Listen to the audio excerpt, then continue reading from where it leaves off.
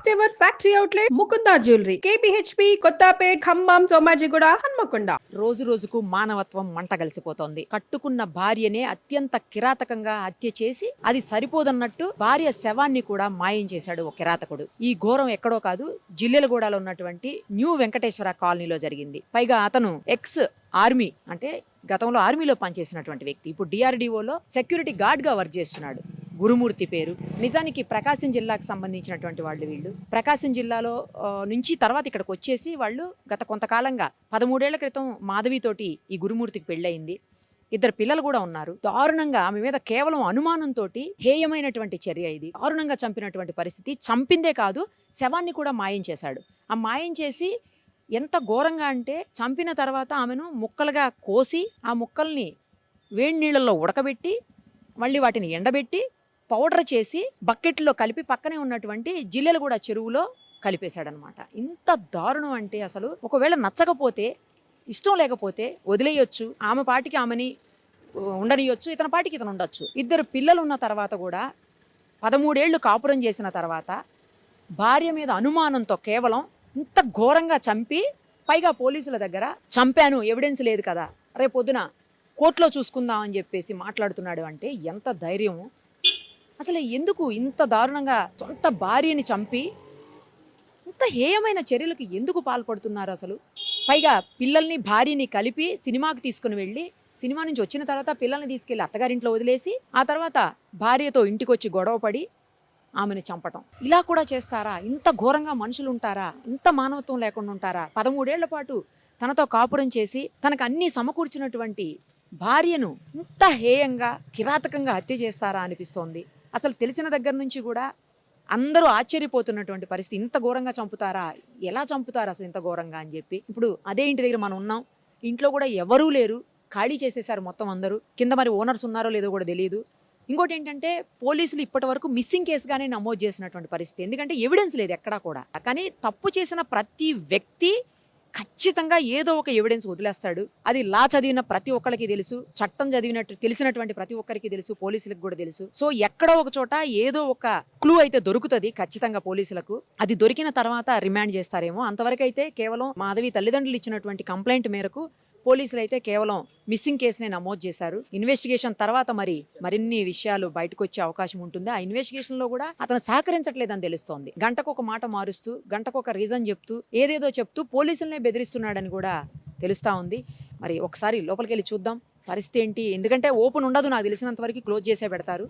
అయినా కూడా ఒకసారి చూద్దాం. ఇప్పుడు గురుమూర్తి మాధవి ఉండే ఇంటి దగ్గరకు వచ్చేసాం మనం. ఒకసారి చూద్దాము. ఎందుకంటే క్లోజే ఉంది, ఎక్కడ కూడా ఓపెన్ లేదు, లాక్ చేసేసి ఉంది.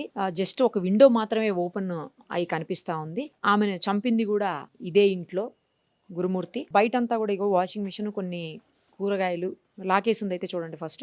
తర్వాత ఈ కూరగాయలు, తర్వాత ఈ బట్టలు అవన్నీ ఉన్నాయి. ఏం కనిపించట్లేదు. పైన అయితే చూసాము, జస్ట్ ఒక విండో, ఈ విండో ఏదైతే కిచెన్ విండో ఉందో అది మాత్రమే ఓపెన్ ఉంది. ఒకసారి చూడొచ్చు అందులో నుంచి, బట్ ఏం కనిపించట్లేదు ఇప్పుడైతే.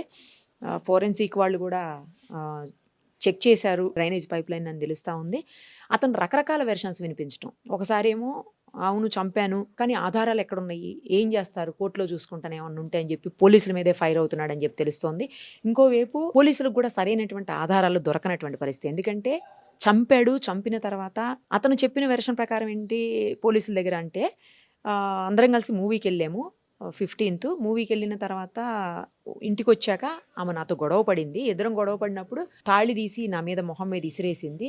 ఆ కోపంలోనే నేను ఆమెను గోడకేసి కొట్టినప్పుడు ఆమె కింద పడిపోయింది. స్పృహ తప్పి పడిపోయింది అనుకున్నా కానీ చనిపోయింది అనుకోలేదు. కానీ చనిపోయింది. ఎట్లయినా శవాన్ని మాయం చేయాలి అని చెప్పి డిసైడ్ అయ్యి నేను ఆమెను ముక్కలుగా కట్ చేసేసి, మెత్తటి పార్ట్స్ ఏవైతే ఉంటాయో అవన్నీ కూడా కట్ చేసి, ఆ తర్వాత వాష్రూమ్లోకి తీసుకెళ్ళి అక్కడ గీజర్ ఆన్ చేసి ఆ హాట్ వాటర్లో ఆమె పార్ట్స్ వేసి ఆ తర్వాత ఒక 6 hours అట్లానే వదిలేసి, అవి డ్రై అయిపోయాక తీసుకొచ్చి పౌడర్ లాగా చేసి, వాటిని చిన్న చిన్న పీసులు చేసి పౌడర్ లాగా చేసి తీసుకుపోయి జిల్లెలగూడ చెరువులో వేశాను అని అతను చెప్పటం. కానీ ఆధారాలు ఏమున్నాయి, నేను చంపాను అని చెప్పాడని చెప్తున్నారు. బట్ ఏది అనేది కూడా స్పష్టత అయితే లేదు ఇప్పటి వరకు. ఏం జరిగింది, ఎలా చనిపోయింది ఆవిడ ఆ చనిపోయిన తర్వాత ఆమె బాడీని ఏం చేశాడు అనేది అయితే, ఎందుకంటే గంటకు ఒక మాట చెప్తున్నాడని చెప్పి పోలీసులు కూడా అంటా ఉన్నటువంటి సిచ్యుయేషన్ ఉంది. కానీ అత్యంత దారుణమైన హేయమైనటువంటి చర్య ఇది. ఒకవేళ ఇష్టం లేకపోతే ఆమె మీద నిజంగా అనుమానం అనేది ఉంటే వదిలేయచ్చు, డైవర్స్ తీసుకోవచ్చు, లేదంటే అతను బ్రతికేది అతను బతకొచ్చు, ఆమె పాటికి ఆమె వదిలేయచ్చు. ఇద్దరు చిన్న పిల్లలు ఉన్నారు. 13 ఏళ్ల పాటు కాపురం చేసి ఇద్దరు పిల్లలకి తల్లి ఆమె. తల్లి లేని లోటు పిల్లలకి ఎవ్వరూ తీర్చలేరు ఎప్పటికీ కూడా. తండ్రి లేకపోయినా ఆ స్థానాన్ని తల్లి భర్తీ చేయగలుగుతుందేమో కానీ కొంతవరకు, బట్ తల్లి స్థానాన్ని అయితే మాత్రం ఎవ్వరూ ఎప్పటికీ భర్తీ చేయలేనటువంటి సిచ్యుయేషన్ ఉంటుంది. కనీసం పిల్లల ముఖాలు చూసైనా వదిలేసి ఉండాల్సిందేమో.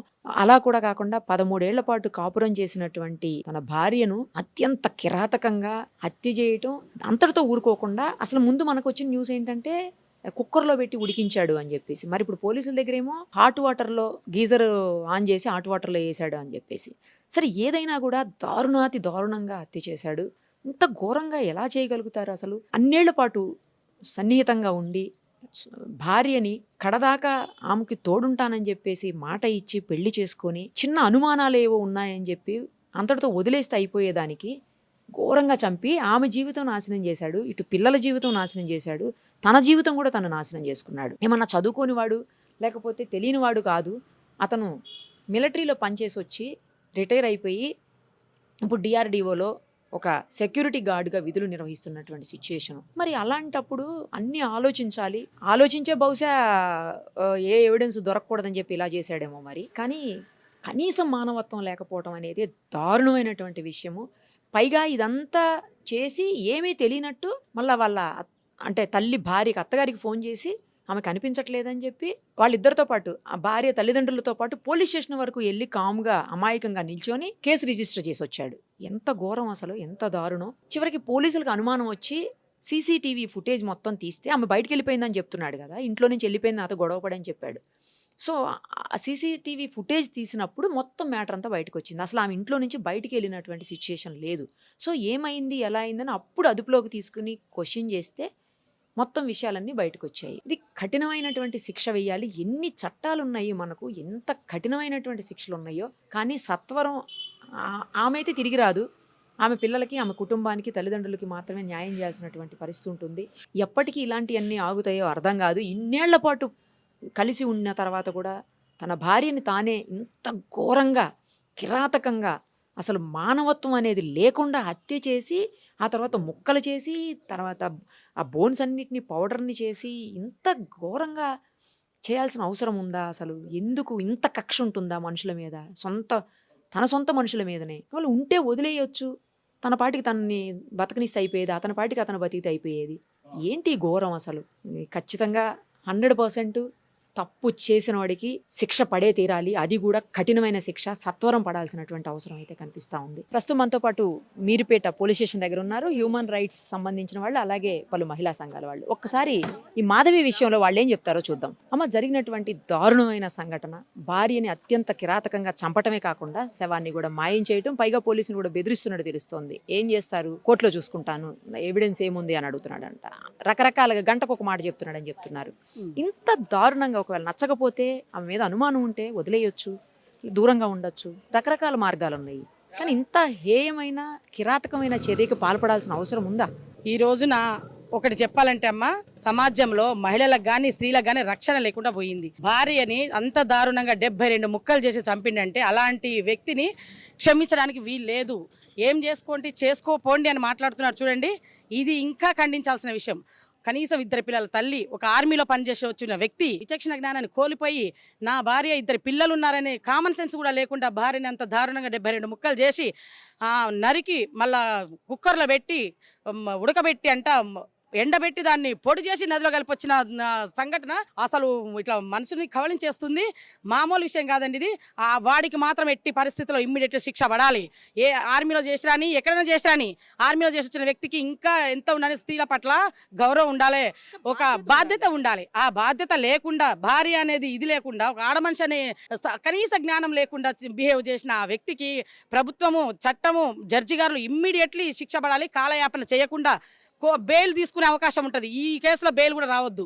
బెయిల్ రాకుండా జైల్లో పెట్టి కాలయాపన చేయొద్దు. ఇమ్మీడియట్లీ సిట్టింగ్ జడ్జి ద్వారా ఇమ్మీడియట్లీ జడ్జి గారికి, నేను కోర్టు వారికి, డిపార్ట్మెంట్లకు ఒకటే చేత దండం పెడుతున్నా, ఇమ్మీడియట్లీ అలాంటి వాడికి శిక్ష పడాలయ్యా.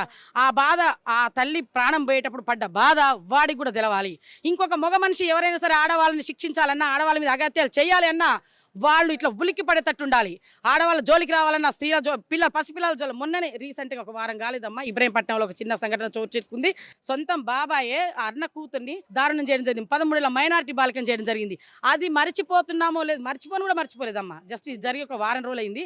ఇంతలోనే ఇది వెలుగులోకి వచ్చేసరికి హృదయం ఇట్లా కవలించి భయంకరమైన బాధ, చెప్పుకోలేని బాధ ఇది. కాబట్టి స్త్రీలకి ఇలాంటి జరగకుండా చట్టము, గవర్నమెంట్ ముందుకొచ్చి వాడికి మాత్రం బెయిల్ రావద్దు. ఎలాంటి పరిశ్రమ తప్పించుకోవడానికి వీల్లేదు. చట్టం నుంచి ఇమ్మీడియట్లీ శిక్ష పడాలి.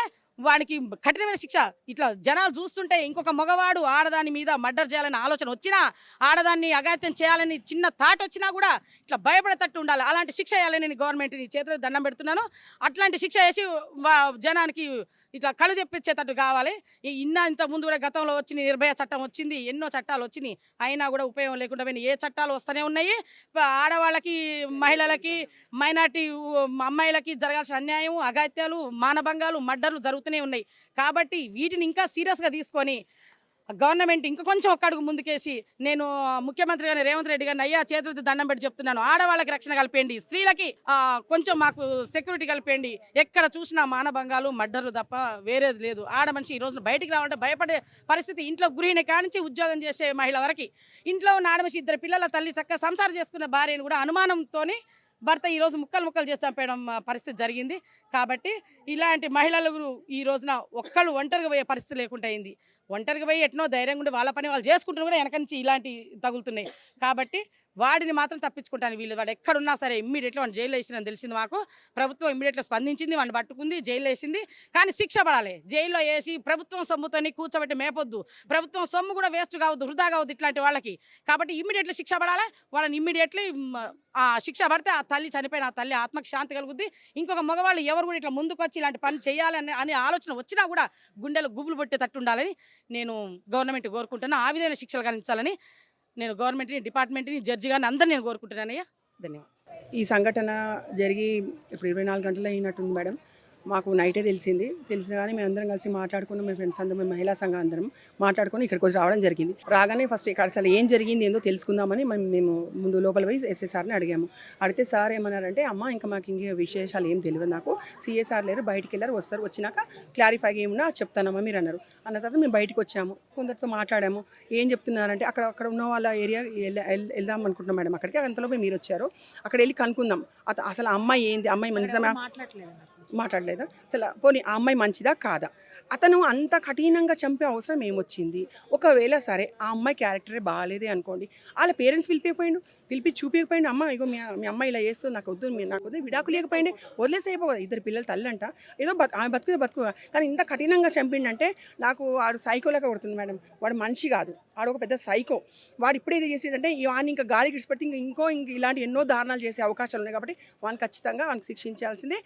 అమ్మాయికి ఎలా జరిగిందో సాయం అలా శిక్ష వానికి ఇస్తేనే కరెక్ట్ న్యాయం జరిగినట్టు నేను అనుకుంటున్నాను మేడం. ఒక స్త్రీగా ఒక అమ్మాయికి జరిగిన సంఘటన ఎలా జరిగిందో సేమ్ అతను కూడా అలాంటి శిక్ష చేస్తేనే అప్పుడు న్యాయం జరిగిందని నేను అనుకుంటున్నాను మేడం. తక్షణం ఇది జరిగింది కాబట్టి ఇమీడియట్ యాక్షన్ తీసుకొని నెగ్లెక్ట్ చేయకుండా, టైం వేస్ట్ చేయకుండా ఎమ్మటే వీళ్ళు ఎంక్వైరీ మొదలుపెట్టి అతన్ని మాత్రము కఠినంగా శిక్షించి ఎమ్మటే అతనికి ఉరేయాలి. ఇప్పుడు బయట దేశంలో ఏమైనా జరిగింది అనుకో మేడం, 14 సెక్షన్ షూట్ చేస్తారు కదా, ఆ జీవో తీసుకురావాలని మేము ప్రభుత్వాన్ని కోరుకుంటున్నాము.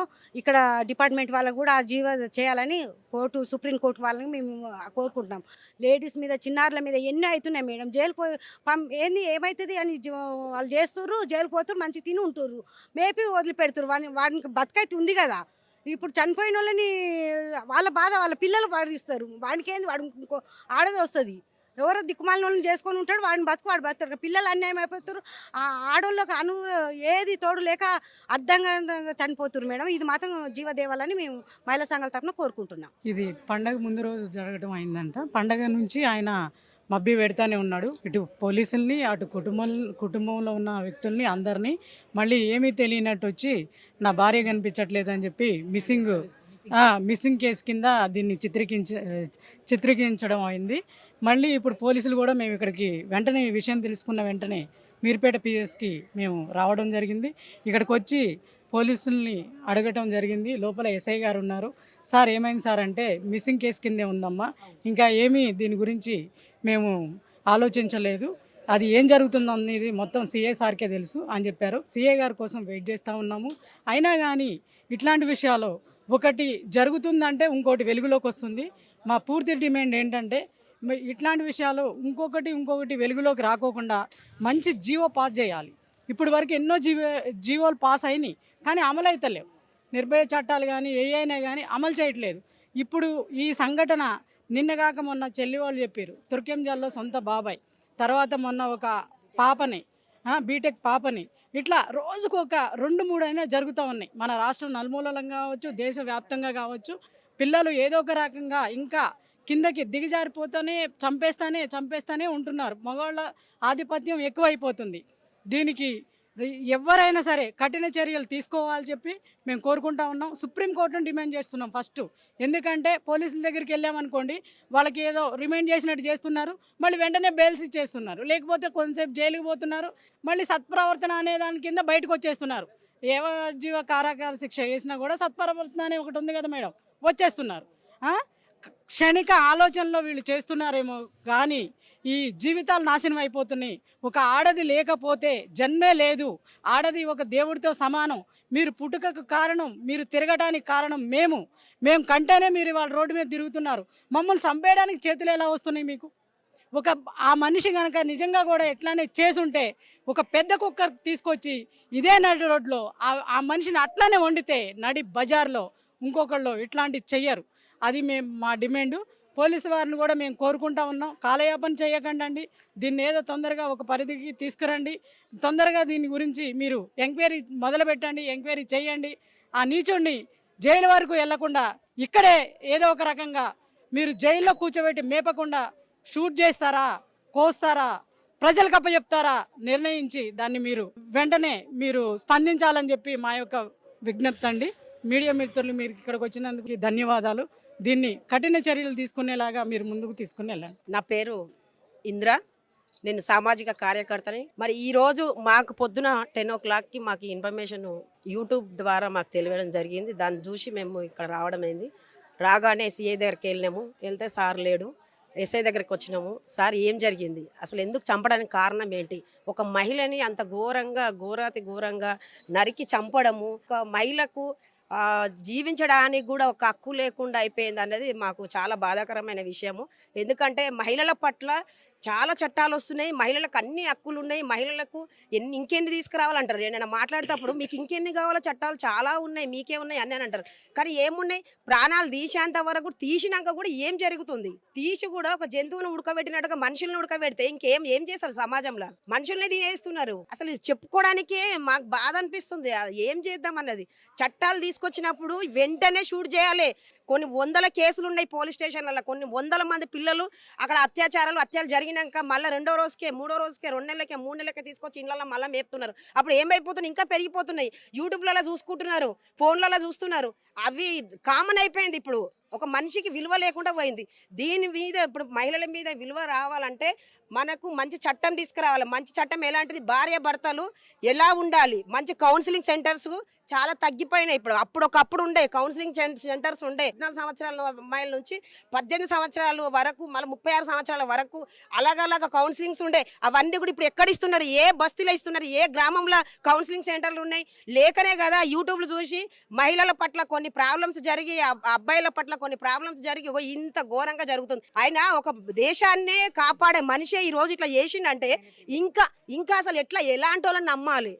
చిన్న స్థాయిలో ఉన్నోడిని నమ్మాలనా, పెద్ద స్థాయిలో ఒక ఉద్యోగాన్ని నమ్మాలనా ఆడపిల్లల పట్ల? అందుకే దీని మీద మేము ఏమంటున్నామంటే ఒక మంచి చట్టం తీసుకురండి. ఇప్పటికైనా కూడా చట్టాలు, ఇప్పటి వరకు తెచ్చిన చట్టాలు చుట్టాలయ్యి ఆడ మూలకున్నాయి. ఆ చట్టాలు ఎవ్వరికి ఉపయోగం అన్నది లేదు. ఎట్లాంటి చట్టం అంటే వెంటనే శిక్షకు శిక్ష, అప్పుడే భయం అన్నది ఉంటుంది. మేము దీని మీద ఫుల్గా ఖండిస్తున్నాం. మహిళలకు మంచి చట్టాలు తీసుకురావాలి. సుమన్ టీవీలో మీ పర్సనల్ అండ్ బిజినెస్ ప్రమోషన్స్ కోసం కింది నెంబర్కి కాంటాక్ట్ చేయండి.